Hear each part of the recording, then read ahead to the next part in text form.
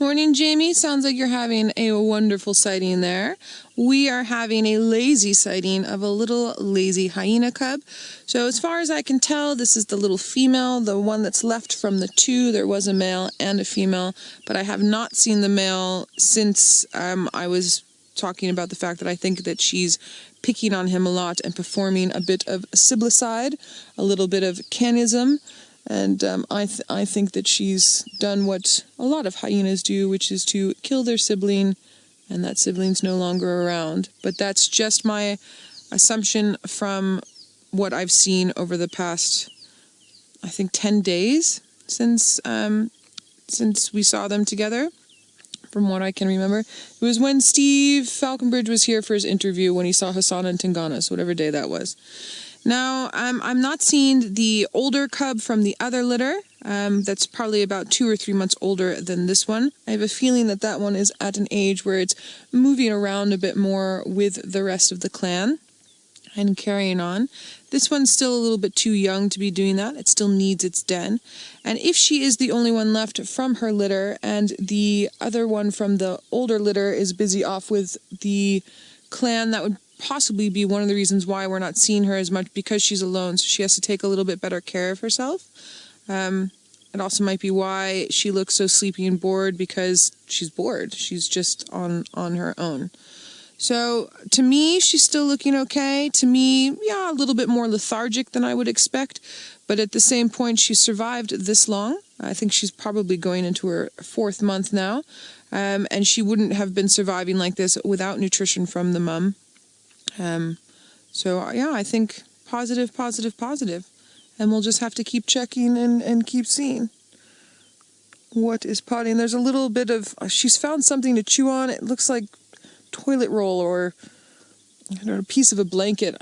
We often talk about how the hyenas come into our camp to the DRC and try and rip the bins apart, but they'll do that with anywhere. They'll do that with the gate. They'll do that with any sort of human smelling anything.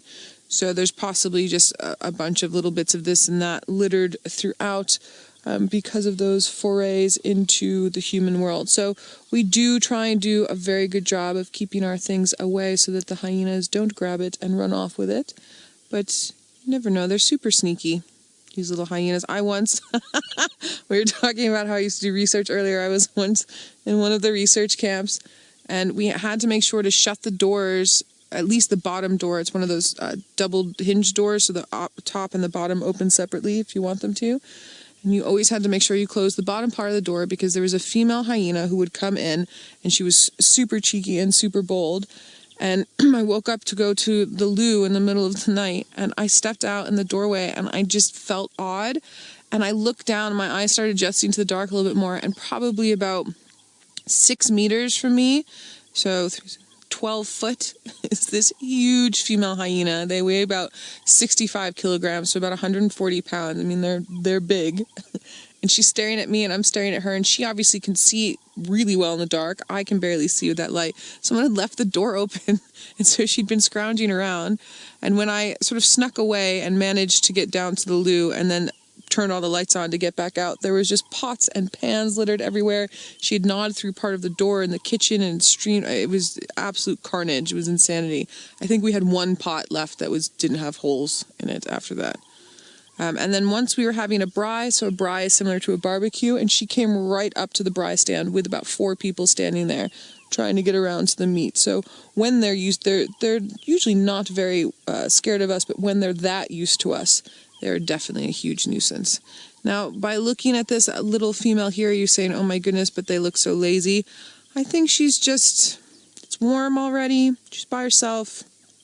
She does pick up her head and smell and look around. If mom were to come back or the older cousin were to come back, she would get way more excited. She's just sort of probably keeping her thoughts to herself and enjoying her little den site. Brent, you're asking quite an interesting question, which is how deep and big, how deep and large are hyena dens? Brent, I've never actually gone down inside. There's a guy who does hyena research in the southeastern corner of Botswana in a place called Mashatu. And he has, I'm going to use the term befriended, but it's not that he thinks he's a hyena, and the hyenas don't think that he's a hyena. They're just super used to him. So I'm using that with slight air bunnies around it. They tolerate him more so than they would tolerate any other human. It's just because he's spent a lot of time with them. So I have a feeling that he would be able to answer that question a lot better than I would because of the amount of time and the type of investigation that he's done. So these holes that they're using are holes that are dug by an aardvark. An aardvark, also known as an ant bear, comes out at night from areas like this and eats termites and ants.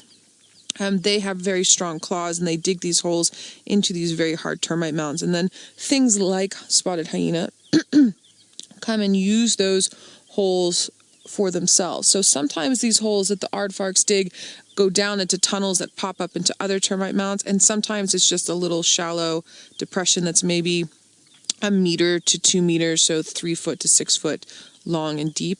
And then inside, I would guesstimate that inside it's probably just big enough to fit the litter of 2 or 3 with possibly space for maybe 1 or 2 adults, so not that large. But I do know that with the hyenas, they do tend to extend the inside a little bit into these tiny little crevices where they go themselves. The adults can't fit, and practice their siblicide, their canism. Not always, but they are known to do so. So I know that's not a very precise answer for you, but it's the best one I have today.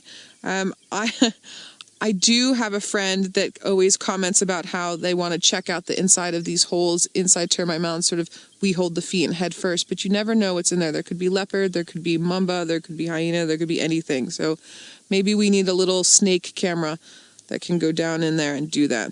All right, while we're busy having a look at our cute little hyena some more, we are going to head back to Bushwalk to see what Scotty D is up to.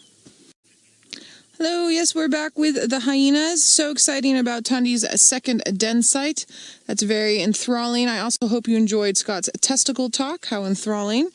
So we're busy tracking leopard and audio and bird calls and sounds and this and that, and we ended up back at the hyena den. So we wanted to show you the hyena.